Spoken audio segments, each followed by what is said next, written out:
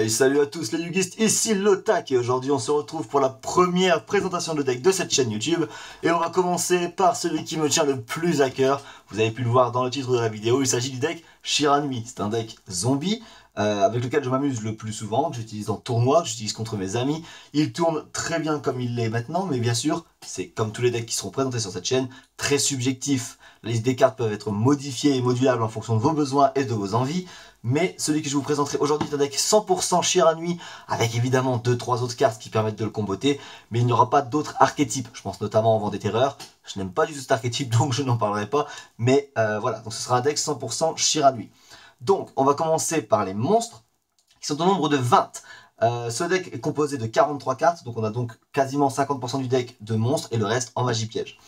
Donc pour les premiers monstres que je vais vous présenter, il s'agira des épées spectres Shiranui, qui pour moi sont les monstres les plus importants de ce deck, tout simplement parce que ce sont des zombies synthoniseurs 0 de défense. Je vous mets l'effet sur l'écran, vous pourrez mettre pause pour le comprendre. Je vous montrerai des combos d'ailleurs avec les cartes que je vous présente ici, juste après la présentation de celle-ci, mais pour le moment je vais passer assez rapidement sur l'intégralité des cartes, ce sera plus intéressant de regarder la partie combo, mais voilà. Donc je mets 2 épées spectres Shiranui dans ce deck, 1 c'est vraiment pas assez, et 3 c'est trop, puisque vous allez avoir de manière de les tutos très rapidement.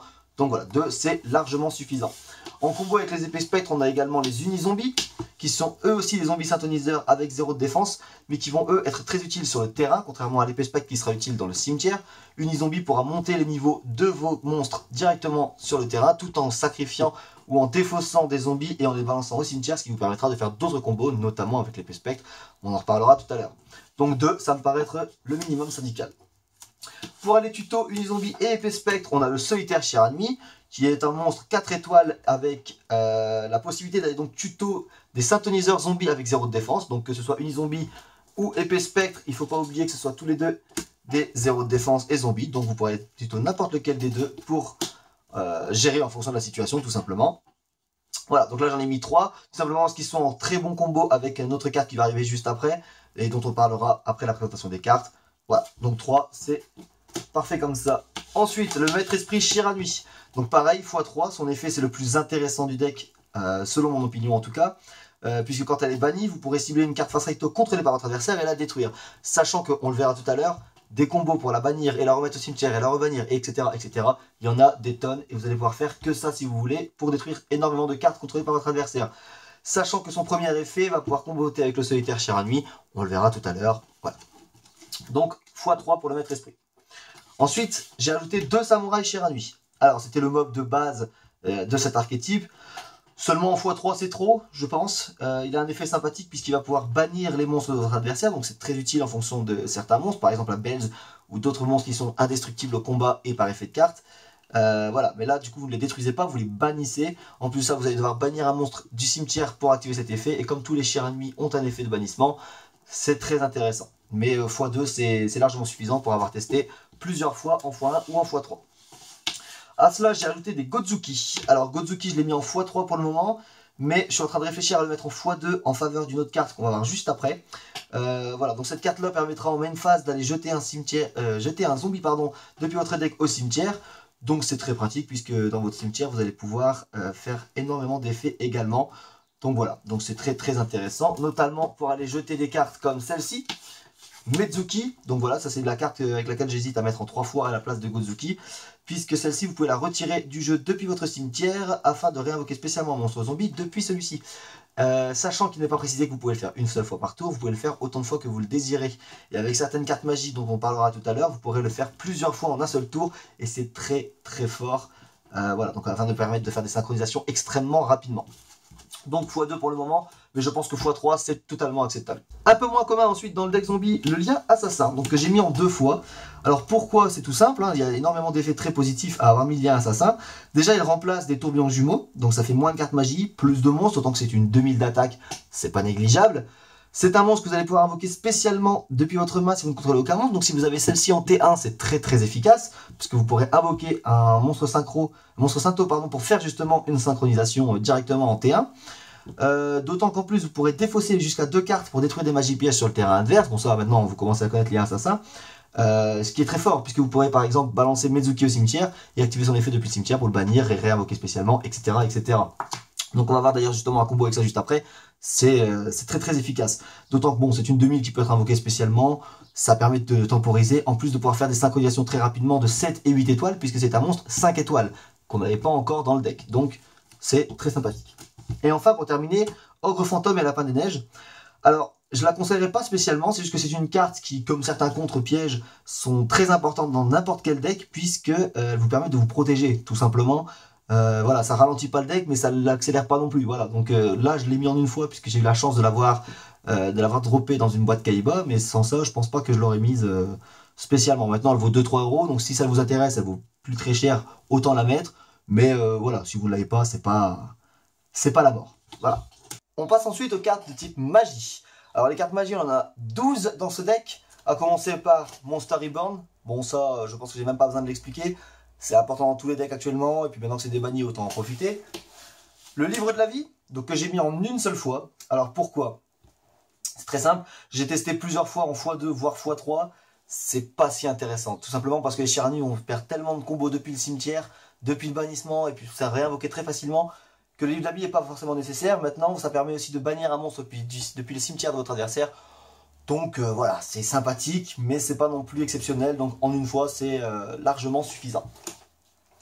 Sacrifice inutile, toujours en une fois, tout simplement parce que c'est limité. Si ça n'avait pas été le cas, je pense qu'en x3, ça serait parfait, mais c'est limité.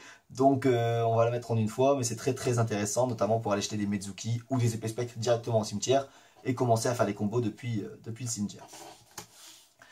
Sarcophage doré, donc en une fois.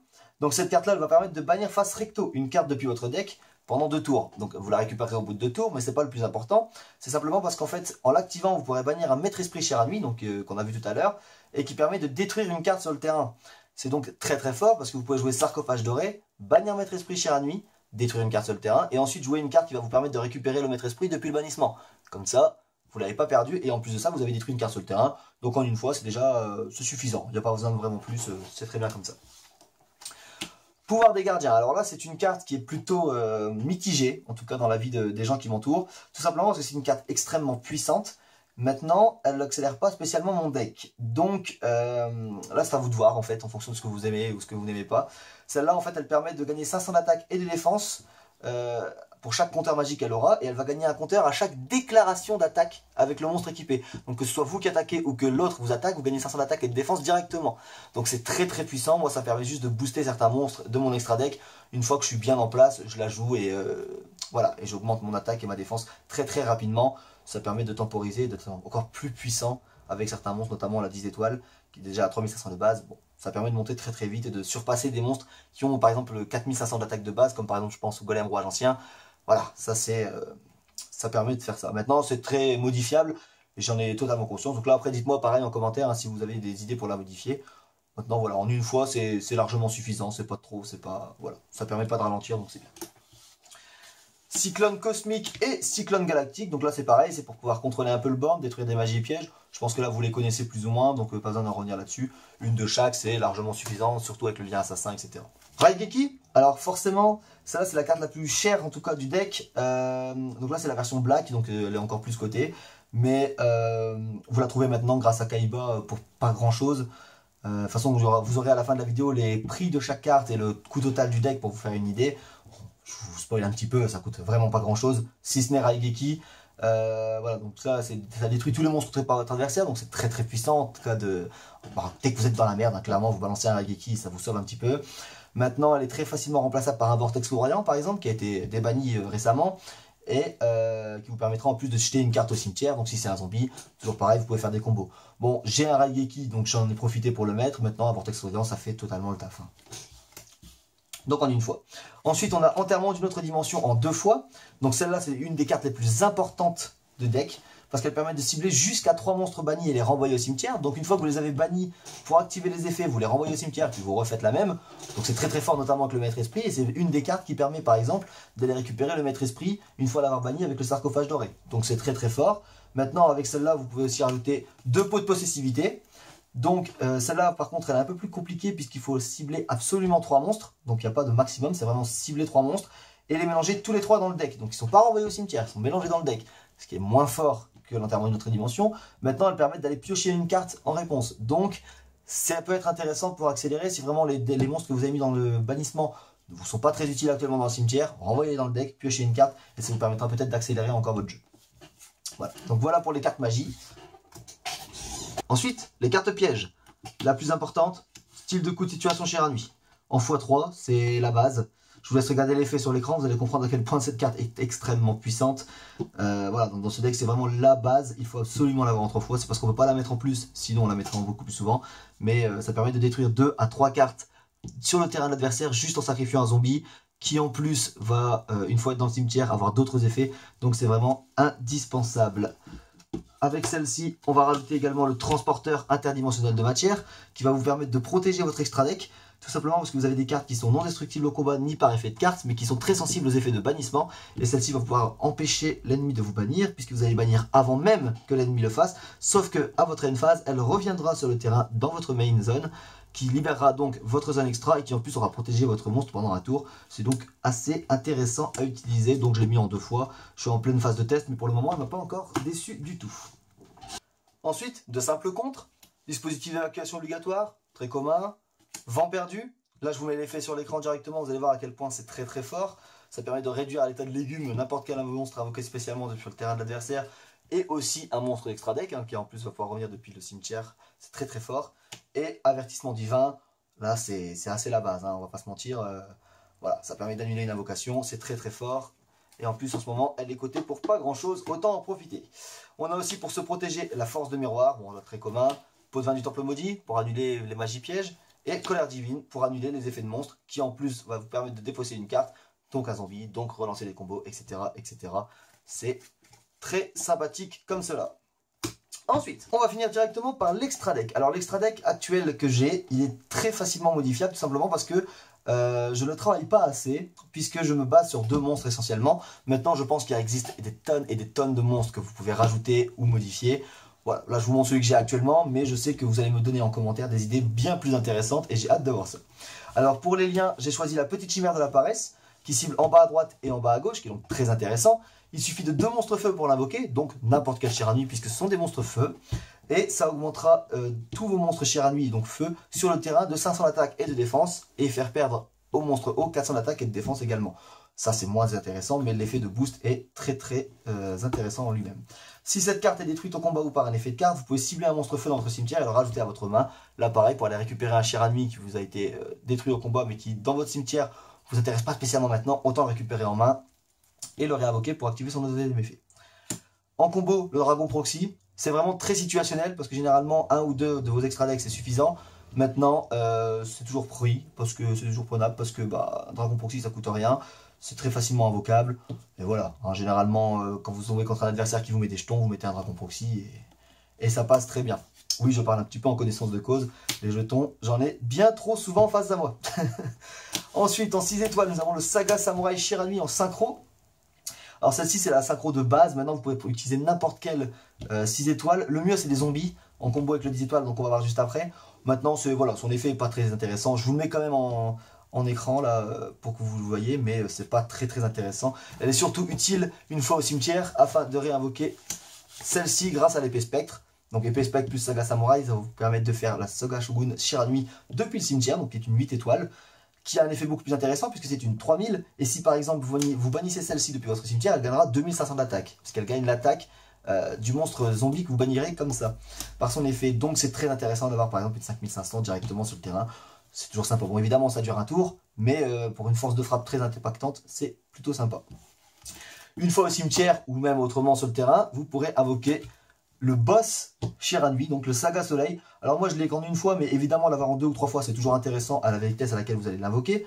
Celle-ci a un effet extrêmement intéressant, puisque vous pourrez renvoyer un nombre de votre choix d'extra deck de type zombie depuis votre cimetière ou vos bannissements, pour détruire autant de cartes sur le terrain de votre adversaire que vous avez renvoyé de cartes par cet effet. Donc c'est très très fort. Si par exemple vous avez au premier tour fait celle-ci, elle vous a été détruite, elle est passée au cimetière, vous l'avez bannie pour invoquer celle-là grâce à l'épée spectre, vous avez donc 2 cartes dans vos cimetières et bannissements. Quand vous invoquez celle-ci, vous pouvez renvoyer les 2 à l'extra deck et vous détruisez 2 cartes sur le terrain. C'est très très fort. Qui plus est, elle permet de vous protéger n'importe quel monstre zombie sur votre terrain, et celle-ci inclus, d'effets de monstre ou d'effets de cartes, puisque si un de vos monstres doit être détruit par combat ou par effet de carte, à la place, vous pouvez bannir un Shiranui depuis le cimetière directement et tout est annulé. En plus de ça, vous avez des effets avec les Shiranui quand ils sont bannis. Donc c'est très très fort. Ça vous protège même par exemple d'un trou noir. Votre adversaire fait un trou noir, vous bannissez un Shiranui depuis votre cimetière, vous ça ne vous affecte pas, par contre lui il perd tous ses monstres. Voilà, hein, il n'a plus que ses yeux pour pleurer. Donc Saga Soleil en 2 ou 3 fois si vous pouvez. Moi je l'ai qu'en une fois pour le moment, mais elle va arriver très très rapidement en 2 ou 3 fois. Le dragon rose noir, donc là c'est vraiment en cas de situation désespérée, c'est-à-dire que c'est une 7 étoiles que vous allez pouvoir invoquer très facilement. Vous êtes dans la merde, vous n'avez plus rien sur le terrain, vous avez assez dans votre cimetière pour faire une synchro depuis le cimetière. Vous faites le dragon rose noir, vous détruisez toutes les cartes sur le terrain et vous repartez à 0. Vous, avec le deck Shiranui, vous allez revenir très rapidement puisque c'est un deck très rapide. Votre adversaire n'a pas forcément le temps de revenir aussi vite que vous, donc ça peut être sympa dans certaines situations. Donc en une fois. Ensuite, on a Bells des dragons diaboliques pour terminer. C'est une 8 étoiles qui va être invoquée extrêmement rapidement et facilement. Le seul problème et le seul bémol que je donnerai à cette carte, c'est qu'il faut un synthétiseur ténèbres, donc elle ne peut être faite qu'avec Unizombie. Donc vous ne pourrez pas la refaire directement depuis le cimetière avec l'épée spectre. Maintenant, je l'ai invoquée très facilement et très souvent en T1, et ça fait très mal, hein, puisqu'elle est non destructible au combat ni par effet de carte, et en plus de ça, elle gagne énormément d'attaques très facilement. De toute façon, je vous mets l'effet toujours sur l'écran. Voilà, elle est très très forte et très facilement invocable, donc Bells, au moins en une fois, voire deux si vous pouvez. De toute façon, de manière, elle est très descendue en cote. Là, grâce à Kaiba, elle est à 1 ou 2 euros, alors qu'elle était à 30 euros il n'y a pas si longtemps. Donc, non, Bells, c'est un must-have. On passe donc directement à la partie combo, d'où le dézoom sur le tapis afin de voir le cimetière et la zone pendule rouge ici qui servira de zone bannissement. Hein. Donc on a la zone deck juste en dessous, voilà, ça, pas besoin de vous faire un dessin. Donc là je vais vous présenter 2-3 combos qui me sont favoris et tout simplement qui s'arrivent le plus souvent en combat, hein, ce que j'ai pu remarquer. Évidemment il existe une pléthore d'autres, hein, il y en a énormément de possibles, mais on n'aura pas le temps de faire une vidéo de 4 mois, donc je vais vous en montrer 2-3 et ceux qui sont pour moi le plus intéressants et ceux qui arrivent le plus souvent en jeu. Donc pour la plupart il vous faudra 2 cartes, voire 3, mais avec 2 cartes c'est largement faisable. Exemple ici, si vous avez ceci en main, donc le maître esprit Shiranui, l'épée spectre et le sacrifice inutile. Ce combo là peut se faire sans le sacrifice inutile, c'est juste que ce sera un peu plus long, mais ça vous permettra d'avoir une synchro quand même très vite. Voilà. Mais le mieux ce serait quand même d'avoir le sacrifice inutile, ou alors d'avoir invoqué d'abord un Gozuki pour activer son effet et avoir envoyé au cimetière, ce qu'on va envoyer tout à l'heure. Donc évidemment ça c'est un combo à pas faire en T1 cette fois-ci, tout simplement parce que ça n'a pas vraiment d'intérêt, puisque vous n'allez pas pouvoir attaquer et donc l'adversaire n'aura pas de carte non plus à détruire, donc ça n'a aucun intérêt à faire en T1. Maintenant si vous l'avez dès le T2, voilà, là ça commence déjà à être très intéressant. Alors pour commencer vous allez jouer en main phase 1 le maître esprit Shiranui. Son premier effet, invocation normale, vous pourrez invoquer spécialement un monstre Shiranui depuis votre main ou cimetière. Épée spectre, depuis la main directement. Vous faites une synchro entre les deux. Les deux sont envoyés au cimetière. Pour invoquer la Saga Samurai Shiranui. Alors par souci de cadrage, on va mettre là la zone extra, mais elle est bien en zone extra. Hein. Ensuite, vous allez jouer le sacrifice inutile. Vous allez chercher un Mezuki depuis votre deck pour l'envoyer au cimetière. Vous allez activer l'effet de Mezuki depuis le cimetière qui lui permet d'être banni pour réinvoquer spécialement un zombie depuis le cimetière sur votre terrain. Vous allez réinvoquer évidemment l'épée spectre. Vous allez refaire une synchro, 8 étoiles. Donc on passe à Saga Shogun Shiranui, qui a pour effet déjà d'avoir 3000 d'attaque, donc en main phase 1 toujours, hein, toujours pas en battle phase, c'est très intéressant, mais qui a également pour effet de pouvoir bannir un zombie depuis le cimetière pour gagner son attaque durant ce tour. Alors on est tenté de se dire, le Saga Samurai est à 2500, on passerait à 5500, oui, mais non, tout simplement parce que si vous bannissez à la place le maître esprit, alors oui, vous allez gagner que 1500 d'attaque, donc vous passerez à 4500, c'est quand même une force pas négligeable pendant un tour. Mais en plus de ça, grâce à la maître esprit, une fois que vous l'avez banni, vous pouvez activer son effet de bannissement qui lui permet de détruire une carte sur le terrain, n'importe laquelle. Donc évidemment, vous allez détruire une carte de votre adversaire, plus votre monstre à 4500, ce qui est une force de frappe vraiment pas négligeable. Si en plus de ça, votre adversaire a le malheur de détruire cette carte à son propre tour, elle sera envoyée au cimetière. Vous pourrez donc faire à votre tour à vous une nouvelle synchro depuis le cimetière grâce à l'effet d'épée spectre. Entre le Saga Shogun et l'épée spectre pour avoir la 10 étoiles Saga Soleil Shiranui qui elle a pour effet de pouvoir renvoyer un nombre de monstres zombies synchronisés depuis le cimetière ou le bannissement à l'extra deck et de détruire autant de cartes que possible sur le terrain du même nombre de cartes que vous avez renvoyées. Donc là par exemple on va renvoyer ces deux cartes là, donc celle-ci depuis le cimetière et celle-ci depuis le bannissement à l'extra deck. Ça me permettra de détruire 2 cartes sur le terrain. Alors évidemment, vous avez d'autres combos possibles. Hein. Si vous avez une enterrement d'une autre dimension, vous pourrez renvoyer ça dans le cimetière et refaire encore des effets. Vous avez également les transporteurs interdimensionnels de matière, dont on a parlé un peu plus tôt dans la vidéo, qui vont vous permettre de bannir celle-ci jusqu'à votre end phase, pour refaire d'autres synchros avant et récupérer la zone extra, puis à la end phase revenir avec celle-ci, etc., etc. Sachant qu'à chaque fois qu'elle est réinvoquée spécialement, elle peut refaire son effet. Donc c'est très puissant. Voilà donc pour le premier combo. On passe ensuite à un combo très intéressant, qui est aussi intéressant aussi bien en tour 1 que durant le duel. Alors, il est encore plus intéressant durant le duel, mais disons que le tour 1 fait de surprendre l'adversaire. Alors, je vais m'expliquer pourquoi. On va avoir besoin d'une carte de l'extra deck et ces cartes en main. Alors, celles-ci ne sont pas du tout forcées, hein, ni obligatoires, ce sont des cartes optionnelles. Maintenant, ça va vous permettre de vous protéger. L'important de ce combo, c'est ces deux cartes-là. Si vous avez ces deux cartes-là en main et ce dès le T1, ça va surprendre votre adversaire à coup sûr, étant donné que vous allez pouvoir faire ceci. Alors, vous êtes en main phase 1. Vous invoquez spécialement le lien assassin par son effet, puisque vous ne contrôlez aucun monstre, vous pouvez l'invoquer spécialement. Vous invoquerez une zombie, normalement. 3 et 5 étoiles, 8 étoiles. Vous pouvez invoquer dès votre T1, main phase 1, Bells des Dragons Diaboliques, ni destructible au combat, ni par des effets de cartes, qui gagne attaque à une vitesse exponentielle incroyable, et qui plus est, si vous avez l'une de ces cartes, ou même les deux cartes dans votre main, vous allez pouvoir le protéger, soit avec le pouvoir des gardiens, qui va lui permettre de monter en attaque extrêmement rapidement, en gagnant 500 d'attaque à chaque déclaration d'attaque entre lui et une autre créature de l'adversaire, mais en plus, si vous avez celle-ci, alors là, il vaut mieux pas le faire les deux en même temps, tout simplement parce que si vous utilisez transporteur, vous allez annuler le pouvoir des gardiens.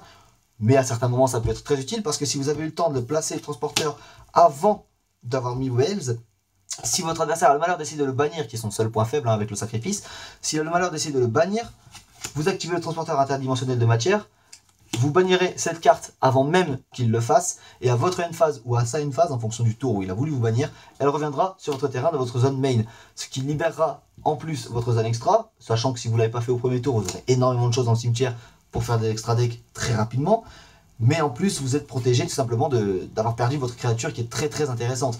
Maintenant, si vous utilisez le transporteur interdimensionnel de matière en même temps que le pouvoir des gardiens, il risquerait de le perdre, ce serait un peu dommage. Alors pour un bien, il faut réussir à jouer le transporteur avant de jouer le pouvoir des gardiens, comme ça vous le protégez, il est dans votre zone main, il ne vous dérange plus, vous activez le pouvoir des gardiens, il gagne une force très rapide, et voilà, et c'est très intéressant et surtout très rapide à faire. Il vous suffit d'avoir ces deux cartes là pour invoquer un Bells dès le premier tour, ou en tout cas dès un tour où vous êtes dans la merde. Si vous avez aucun monstre, vous pouvez invoquer spécialement les assassins et ainsi de suite. Ça peut aller très vite. Je l'ai vu et je l'ai constaté plus d'une fois en partie. Bells, c'est un véritable cancer pour énormément de joueurs qui ne pensent pas forcément à mettre des cartes qui permettent de bannir ou qui permettent de sacrifier les monstres adverses. C'est donc très important de l'invoquer rapidement en fonction des decks que vous avez en face de vous. On passe tout de suite au troisième et dernier combo que je vais vous montrer pour cette vidéo, tout simplement parce qu'on n'a pas 4 ans et demi pour vous montrer et expliquer l'intégralité des combos qui sont possibles dans ce deck. Maintenant, si vous voulez les connaître, n'hésitez pas à me le faire savoir en commentaire. Je ferai d'autres vidéos pour vous expliquer tout ça. Maintenant, j'ai mis un an à tout comprendre, donc on va pas se mentir, j'ai pas le temps de tout faire maintenant. Là, le combo que je vais vous montrer tout de suite, c'est celui qui m'est le plus cher, tout simplement parce que c'est celui qui arrive le plus souvent en partie et celui qui est le plus utile, donc souvent en T1, mais ça marche également dans d'autres circonstances. Alors pour ça, il vous faut ces deux cartes, absolument, et vous avez ça en bonus. Alors là, en fonction de ce que vous êtes en T1 ou non, ça c'est T1, mais ça peut également l'être à d'autres moments, mais voilà, T1, il vous faut celle-ci. Maintenant, si vous avez celle-ci en plus, ou alors là, c'est la main des dieux, profitez-en. Alors pour faire très simple, vous allez invoquer normalement à votre main phase 1 le maître esprit Chiranui. Vous avez vu son effet tout à l'heure, vous allez donc pouvoir réinvoquer le solitaire Chiranui spécialement depuis votre main. Activez l'effet du solitaire Chiranui, vous le sacrifiez pour invoquer un synthoniseur zombie avec 0 défense depuis votre deck. Alors par l'effet du maître esprit, elle sera bannie cette fois. Vous allez donc réinvoquer une zombie directement depuis votre deck. Vous allez activer l'effet du zombie en ciblant le maître esprit, qui va donc gagner un niveau par l'effet du zombie, elle va donc passer à 5 étoiles. Sauf que pour ça, vous allez devoir vous sacrifier un zombie depuis votre main ou votre deck. Alors si vous l'avez dans la main, jetez-le depuis la main, mais généralement vous l'aurez dans votre deck. Vous allez donc jeter Épispectre Chiranui depuis votre deck au cimetière. Ensuite, vous avez ici la possibilité de faire une 8 étoiles, c'est bien ce que je pensais, une 8 étoiles.